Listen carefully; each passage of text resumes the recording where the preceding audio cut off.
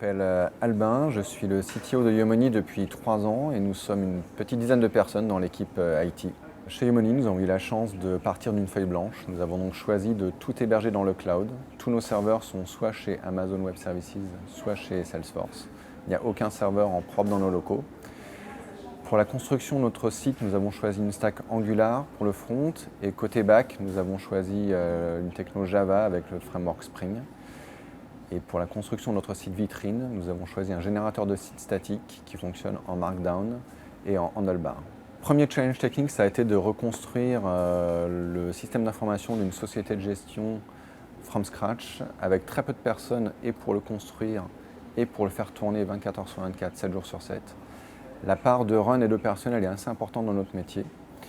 Notre challenge aujourd'hui, c'est de continuer à apporter de nouvelles fonctionnalités pour nos utilisateurs tout en garantissant notre enjeu de transparence et en prenant une contrainte qui est celle de nos partenaires bancaires qui ont des systèmes d'information qui ont une conception plus ancienne que la nôtre.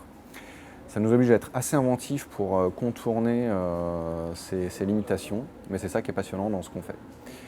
Notre gros atout, c'est notre équipe IT. On a des personnes qui sont assez autonomes, très responsables. C'est assez important pour nous que tout le monde fasse tout, le dev, quelques tests, et puis le déploiement et l'exploitation. Ça responsabilise beaucoup les personnes qui nous rejoignent. Et le développeur qui envoie un bug en prod, il sait que c'est lui qui va devoir aller le corriger. C'est assez vertueux comme système de fonctionnement. Le développement chez Yomoni est encadré par des product owners et un lead développeur. On adapte la structure du projet à chaque projet. Nos projets durent entre 2 semaines et 3 mois. On essaye toutefois de faire des itérations assez courtes de l'ordre de 1 à 2 semaines et de partager nos avancées avec soit le service client, soit le marketing pour avoir leur feedback. C'est assez important d'avoir les retours des clients. C'est pour ça que le service client est à l'initiative de beaucoup de projets chez Yomoni pour essayer d'apporter la meilleure expérience et de répondre aux besoins de nos utilisateurs.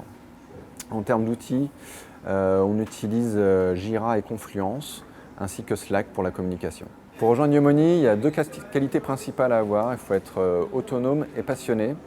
On écoute toutes les idées en général quand quelqu'un veut pousser un projet, une idée, ça se retrouve en production. On est assez autonome, assez responsable, mais il y a quand même une forte entente et une grosse entraide dans toute l'équipe technique pour qu'on progresse collectivement. Et le dernier point auquel il faut être attentif quand vous voulez rejoindre Yomoni, c'est qu'il faut aimer le changement, que ça vienne des clients, que ça vienne de l'équipe des fondateurs. Tout va très vite et il faut savoir s'adapter.